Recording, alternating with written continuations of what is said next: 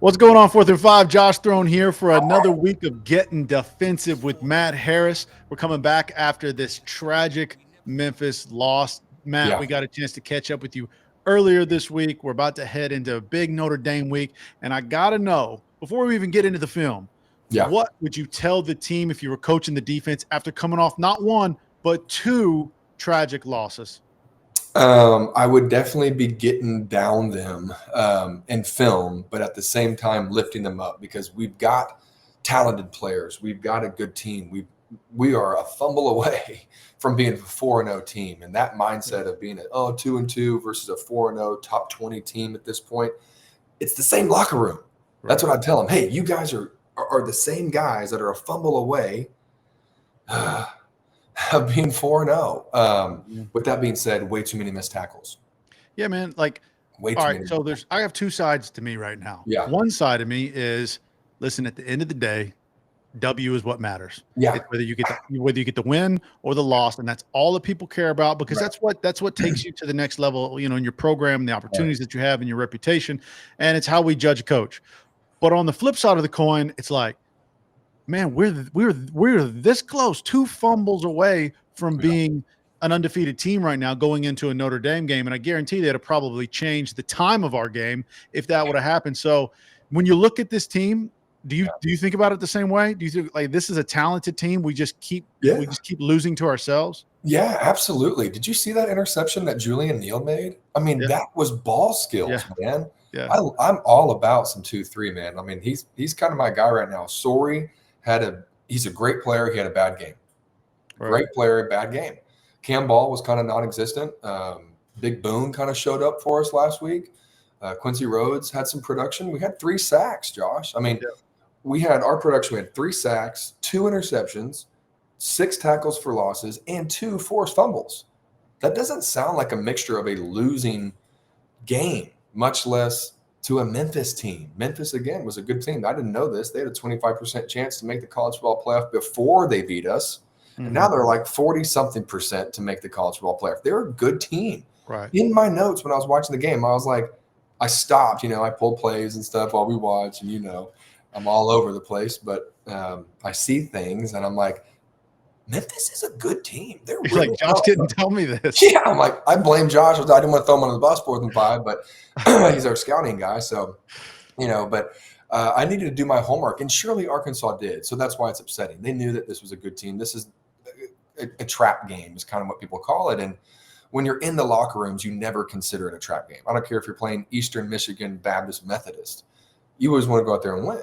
And so I was really surprised and upset at this one for sure. But I still think the talent is there, but it's got to come from within. Coaching at this point, those kids are coached up. They know how to play football. There was a lot of bonehead plays and missed tackles and effort plays that coaches don't have anything to do about. That I would, if I was in that locker room, I got some ideas for them. We can talk about that later. Well, I think that's the thing when I think all the Razorback fans are feeling what we're feeling right now. It's like, okay, yes, we're in these games. Man, we went to Ole Miss, competed with Ole Miss, arguably should have beat them. Minus one player's fumble, and I don't like to put that on the player because there's a lot of different things that could happen. There was field goals. There was it's football. It contributes. There's a million different ways to win or lose a game. Yeah, it contributes, but you're not the sole reason. But at the end of the day, you look at it from a perspective, taking a step back, and you're like, man, 2 fumbles away from being 4-0, but it's year 6 with a Sam Pittman, and we get tired of saying we're 2 fumbles away from these wins. So what's your possession games? All right, we talked about this earlier. You said you had a message to the fans. What's the message to the fans right now at this point in time of the season? Stay encouraged, fans. Stay encouraged. I was a part of a defense that was very subpar. Because offense was the main focus, and we were running a really highly intelligent fire zone, blitz zone scheme from the NFL, which at the college level let them play a little bit.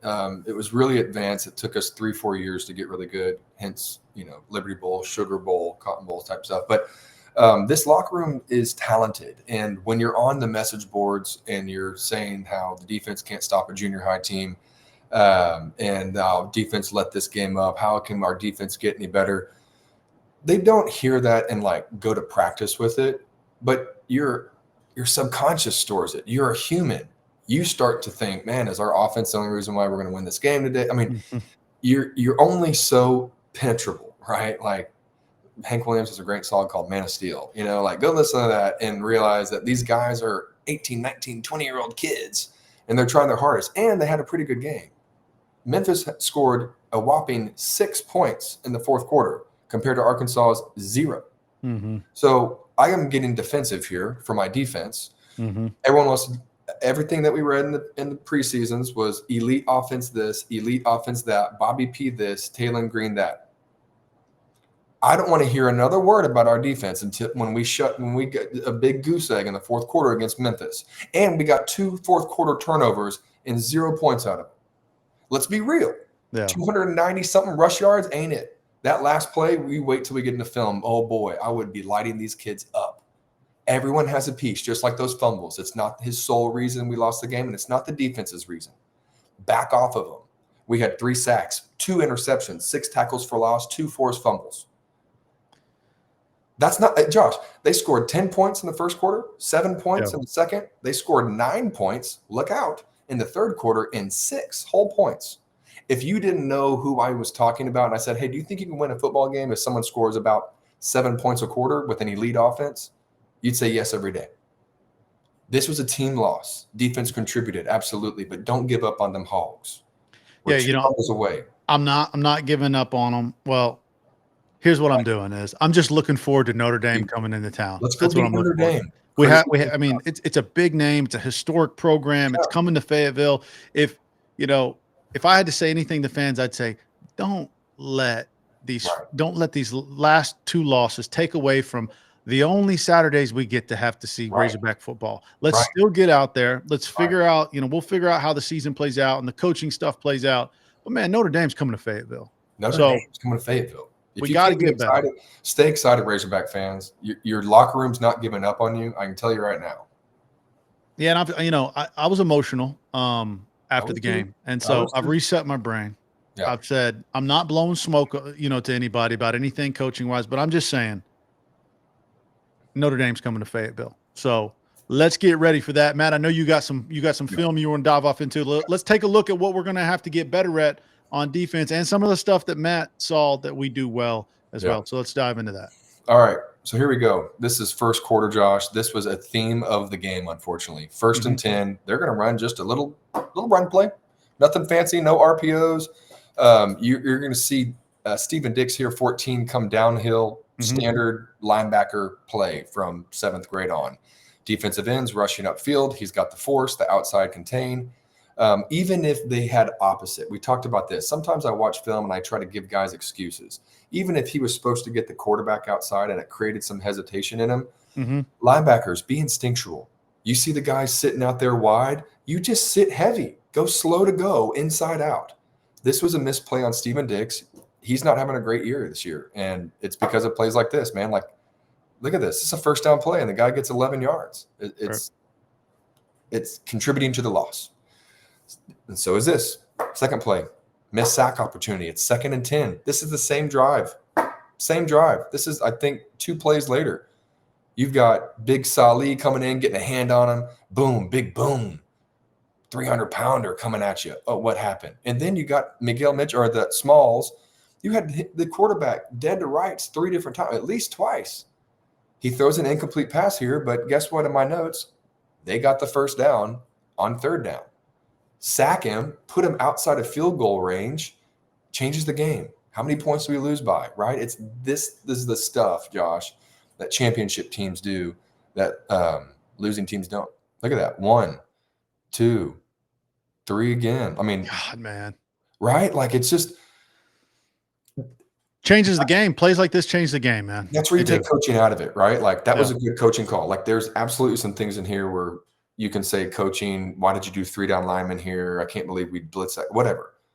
But plays like that, you're like, guys, this is correctable. So, yeah, Matt, this is one thing that I noticed that they did a lot. They honestly reminded me, if you would have watched the scouting report, Matt, you would have heard me say that Memphis is like Ole Miss's little brother.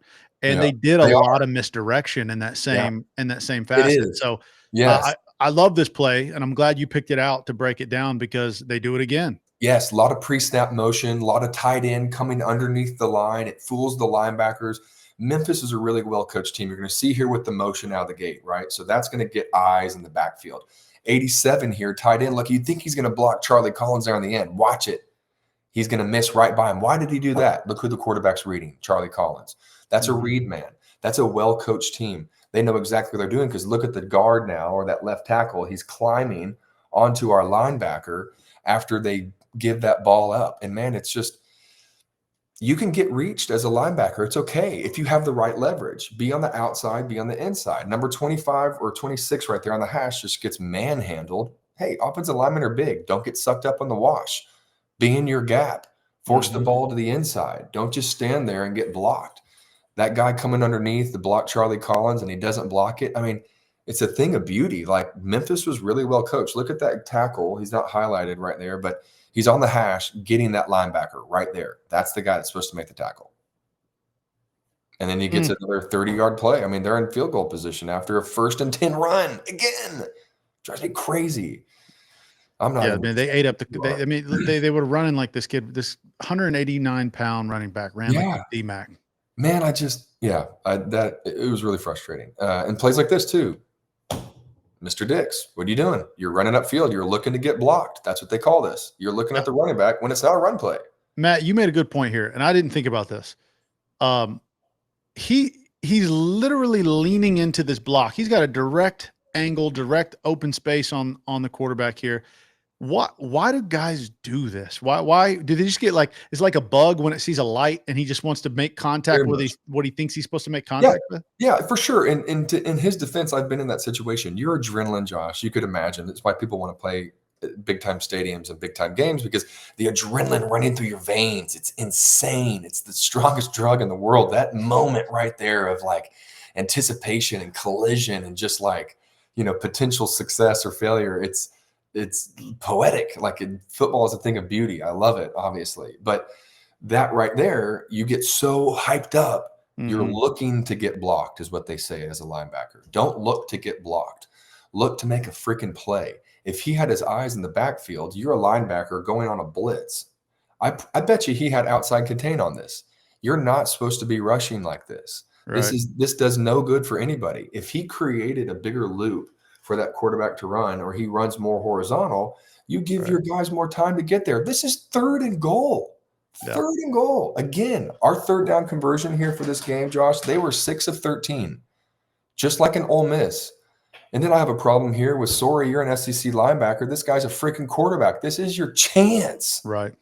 Make him hurt tomorrow morning. I could get as gruesome as I need to, but like, you can hurt these guys. This is the rules of the game. Like, throw a shot. Like, put your head across. Don't you thud him, you hit him, but like, man, Matt, it was all game long. It just felt like Memphis wanted it more on every single play. Yes.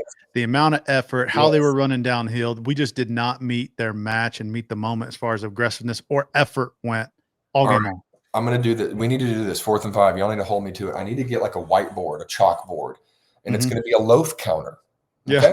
And it's going to be a loaf counter. That right there, missed tackles, poor alignment, bad angle. Oh, Caleb Wooden, I'm going to give you 3 loafs on this play. This drives me crazy. I would start over him in week 1. This guy right here jumps inside. He's got man-to-man on the tight end. You have force all day long, Josh.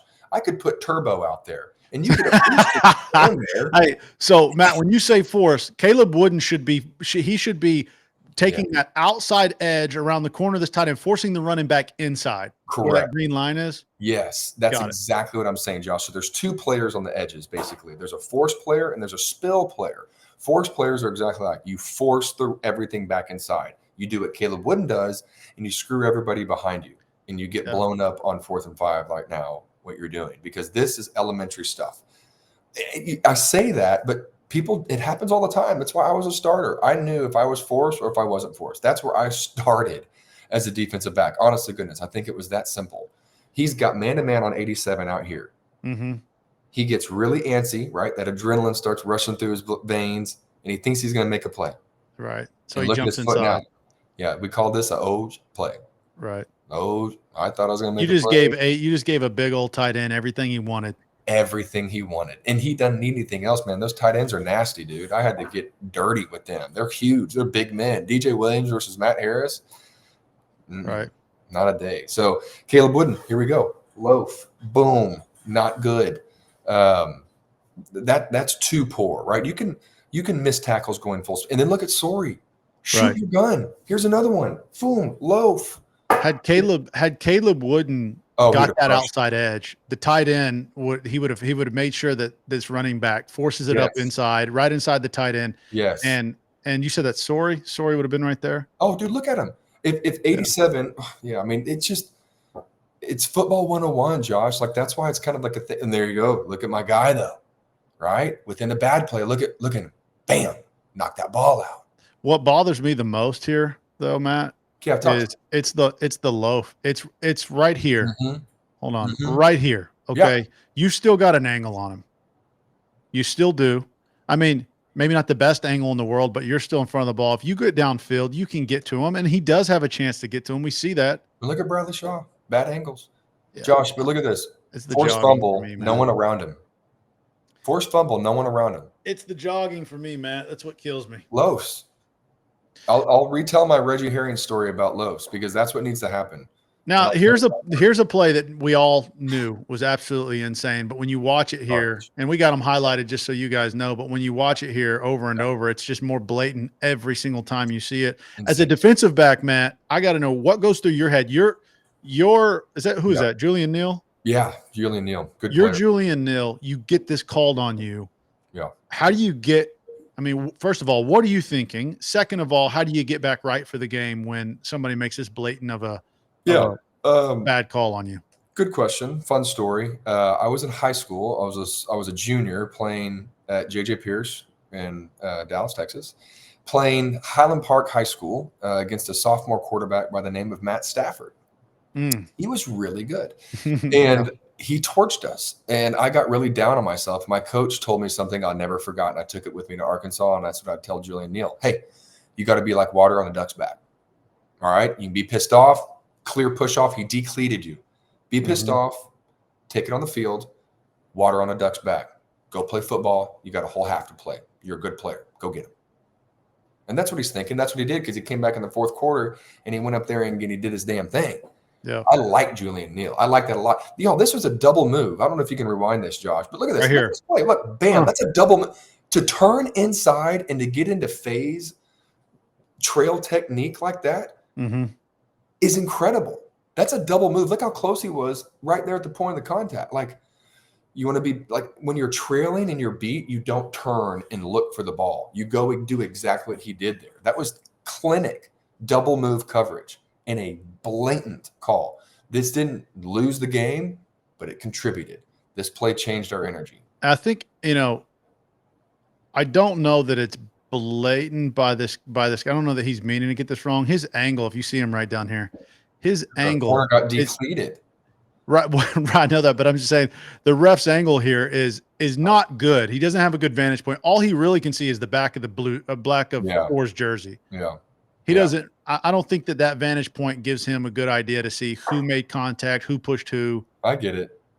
That's why you always got. Hey, you got to beat the refs. No excuses. Rule number 72: play like a champion. Right? Like that is like there's analyst Matt and there's player Matt. Like he's not thinking, I'm gonna hope I get pushed off and not make this play. Like he was right there to make that play. That was and the guy caught it, sure, but like I can tell you right now that receivers I've seen in warmups, they keep one arm out and they go make one-handed catches.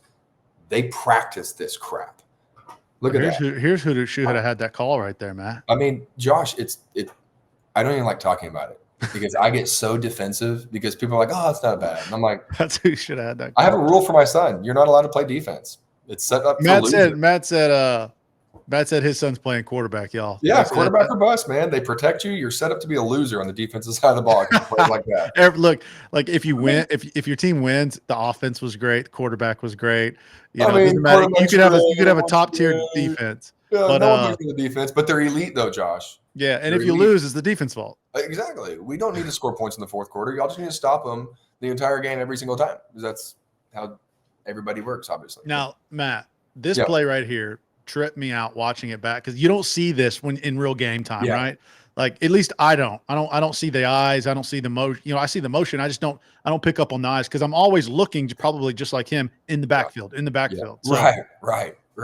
So these are his keys, right? So he's talking, you'll see in the end zone, he's talking to Larry Worth there on the side. He's saying something. Hey, back's moving, watch the back. And now he's watching the back. Instead, now look right there. I think that's Justice Boone. He's got that play covered. Right. In the NFL, when I got there for the 30 minutes I was there, I said, hey, coach, what's my alignment? He said, this is the NFL, rookie. You don't have an alignment. You have a responsibility. Same thing for linebackers. When it's not a run it's a pass. You have a certain responsibility. When it's a run away from you, you have cutback rules or play to you rules. That's not his play to make. He was all over the place. Again, I really think Sorey's a good player. I just think he had a really bad game because of stuff like this. He would have been right there to make the play. This end zone copy shows a really good view of it. Larry Worth right there, number 3. See, he's talking to him. He's distracted pre-snap. What are they talking about, though? Is it getting lined up? I mean, what kind of communication are they having? Why are they this close to the snap and they're still communicating? Yeah, so basically when that running back goes from a running back position to a receiver position, their rules change. And so Larry Worth right now has basically force on the run plays in the run threat. When it becomes pass only, Sorey and Worth are basically playing off each other with that tight end, 87 there, 13 the back. If something Josh, they could be just chitter chattering, and I like it. Hey, watch the back. That's all right. Hey, watch the tight end, watch the switch. That's fine. But you can't do what he did. Look at Justice Boone. He's got this play all day. And then you got Shaw, number 7, right behind him, off of his back left shoulder. That's who makes those plays. Sorey, stay there. You're the leader of this defense. You know what you're supposed to be doing, but his eyes got caught in the backfield again. He was watching those tight ends all game going across the formation. He's watching these running backs take him and out of position. Again, tip of your cap. This was a good play by Memphis. They know what they were doing. They're doing to affect that linebacker at that second level. All right. Second and 11. Third quarter, second and 11. Great play. Quincy Rhodes, this is one of our 3 sacks on here. You know, he's one of our players that has to keep coming. He checked the running back. He checked the screen pass out there. He kept going. He didn't miss the tackle, right? Don't take sacks for granted. We had watched a film earlier where 3 guys missed him at once. And we're gonna give credit, even in a loss, to some of these players who performed, no doubt, or made some good plays, because I think that's one thing that we want to make sure in 4th and 5 we give credit where credit's due, and we critique where it needs to be critiqued, because we are doing it on YouTube. These guys are college players, but look, at the same time, I was telling DJ this earlier. Yes, these kids are college athletes, but they're getting paid now, and with pay comes accountability, for performance. And this is the world we're in now. I don't want to go harping on any one kid, because it's a team sport. Football is the biggest team sport there is. No question. But you know what? He had a heck of a sack here, and we want to call that out while we're at it. Do we have Julian Neal's interception on here? I didn't see it. If we don't. We should have put it on there at the end. Like, just go back and re-edit it. Don't be lazy. Put it in there. I don't think I can do that. All right. Shots fired. This is really frustrating. This stuff keeps you up at night. Well, again, tip of the cap to Memphis. This is a well-blocked scheme. You see this pulling guard. He's going to come out and kick out on Phillip Lee. Phillip Lee is supposed to make a mess here, right? He's going to the mesh point. He's going to go hit the running back in the mouth. Hopefully he hits the quarterback at the same time. He has a spill technique, opposite of force. You can go tight and under and let everything spill over you, because Shaw, number 7, our linebacker in the backfield that's sitting on the hash right now, is supposed to shuffle, slide. Exactly. This guy here? Yes. Yeah. It doesn't help that Larry Worth gets blown off the ball by the tight end down here. I mean, the tight end destroys him. Right there. Steven Dix, or is that Shaw? That's Shaw. He gets what? I mean, what are you doing? You guys are sitting there staring in the backfield so much. Josh, I have peripheral vision. I can see right now like this much. I mean, you don't have to be looking to know that these guys are crawling upfield right here. I played linebacker, I think I told you, until my junior year of high school. I literally played linebacker from Pee Wee League 4th grade to sophomore year JV, after sophomore year JV. This drill, you go horizontal. You shuffle, shuffle, pursue. Shuffle, shuffle, pursue. It drives me nuts to see our linebackers just get caught. They had a really sloppy day. That was one of my keys for that game, was the linebackers had to be really good and not play like, frankly, that they played. Bad stuff. Hey, but to your point earlier, Matt, Yeah. it's 31-26. Arkansas, Yeah. this is second half, and Arkansas's offense has not done what we need them to do. And you feel that, Josh. Mm-hmm. Again, that football is the biggest team game there is. Mm-hmm. But I can tell you that I've been a part of teams before. Bobby Petrino, big elite offense teams where everyone, that's all they talk about all preseason, all week. And then you go out there as a defense and you're like, hey, like, we've gotten you a couple turnovers. They only scored 9 points this quarter. We put up 0. Like, can y'all help us out? You feel that. And I just think we were off all game. It was supposedly really hot and humid in Memphis. But again, don't tell me that crap. Go play football and make freaking tackles. Right. Period. You're playing in freaking the SEC in Arkansas. I don't want to hear it. Sorry, how do you get reached here? He's staring at the tight end and he's not. Look at them. He's tracking that tight end so much that he's crossing his boundary. And look how close he is to Shaw right there. Mm-hmm. I mean, he's 3 feet away from him. You're not again, you can get reached by being get reached. You can engage the offensive lineman, but be on the outside of him. Get on the outside of him. Stop looking. Well, he gets caught up. He gets caught up. His eyes are on 15. He runs over across the field following 15. Quarterback's reading that defensive end. Yep.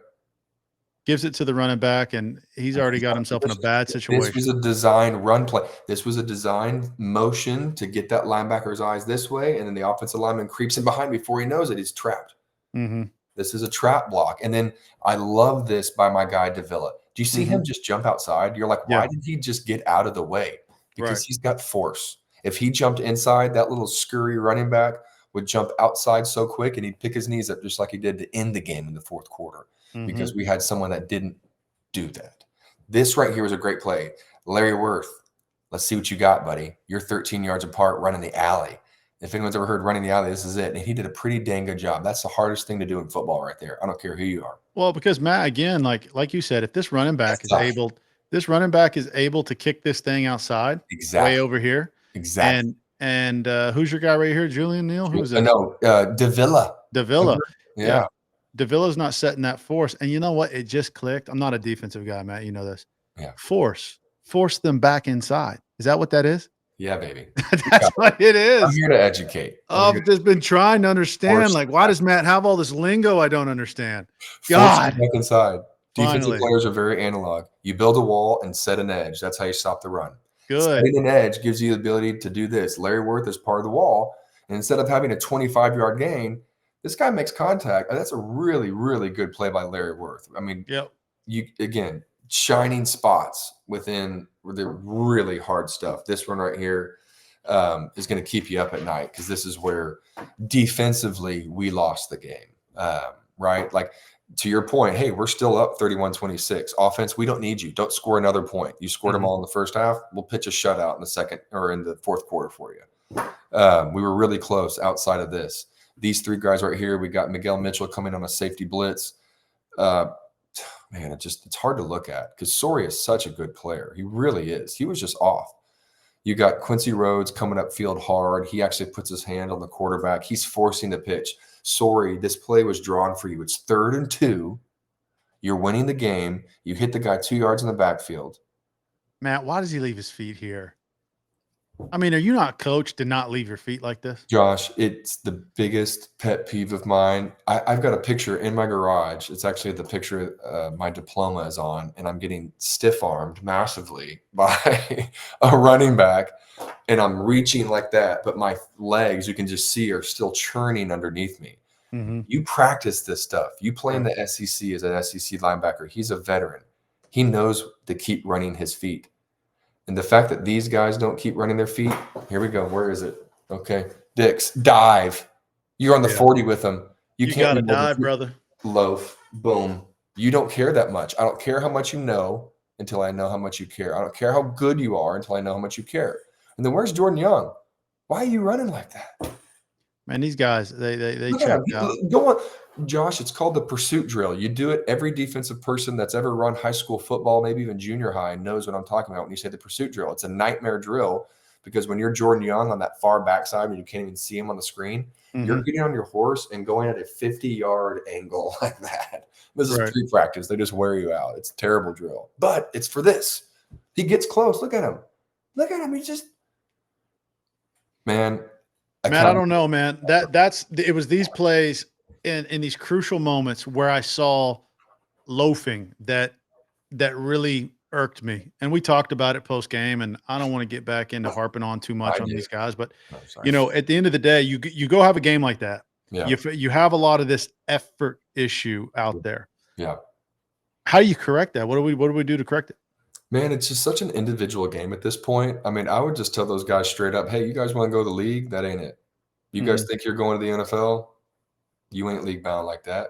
Dix, you think someone's going to take a chance on you with that tape? They tell you every week, hey, this is your game tape. This is your resume, right? All those people that want Bobby Petrino to be our head coach right now, he's building a resume right now. And he scored 0 points in the fourth quarter versus Memphis. Yeah. We lost that game because we didn't score points. We also lost the game because we couldn't tackle on 3rd and 2 in the fourth quarter. Pitch a shutout and you win the game. So it's really frustrating when I see it from a defense perspective because I have a really intimate relationship with it. And I'm telling you, Reggie Herring, when he counted those loafs and missed tackles, what happened was it wasn't him coming down on you. You get in the locker room and Sam Al-Jabutu would pull you aside and be like, hey, you had one too many loafs today. Run to the ball. Team accountability. We got really quiet during that story because when your head middle linebacker, Sam Al-Jabutu, comes to you and says, pick it up. You pick it up more than you would when the coach just cussing at you. And like, you ignore coaches sometimes. That's why you got to have that locker room of integrity. And when you see Sori playing the way he did and Dick's not selling out and Jordan Young not running on the backside pursuit, I mean, y'all, this is 3rd and 2. The game is on the line. And if you guys don't have the heart for it, man, go get a bunch of scrubs, pay them league minimum, and see how bad they want it. Go get a bunch of Arkansas boys who know what that hog means, man. And we kind of talked about this earlier. Like, that's what makes Arkansas special. And that's where you get an extra motor when you get the accountability from within, Josh. So the loafs, I want to keep a loaf scoreboard. I mean, we can count them, start it up from Memphis, and I'll just keep it tallied up and be like, all right. You don't want to make you don't want to make the 4th and 5 loaf scoreboard. You don't want to make the 4th and 5 loaf scoreboard. Let's do it. They're not going to hold them accountable. Let's do it. Like, I had to do these up downs. Offense would be at the very end of the practice, Josh, and y'all would be laughing at us. Well, you weren't there yet. You were a youngin. But back in the Reggie Herring days, offense would leave the field, and we'd be in our stretch lines, exhausted after practice. Run to the very front of the line. You know, those stretch lines are like 40, 50 yards deep. I mean, you take a whole half of the field. And you got to run, you know, if you're a starter, you're right there. You know what I'm saying? But like, when I was a backup, like I was 3rd string, I had to run through people and be like, hey, and you get to the front and they're like, all right, Matt, you got 4. And I'm like, all right. My name, Matt Harris. I let the team down 4 times. All right, everybody get your feet hot. And they blow the whistle 4 times. You do 4 up downs and full pads after practice. And they do that with every single player, Josh. Yeah. Every single player. At the end of the year, the coaches didn't even have to coach us. Right. It was awesome.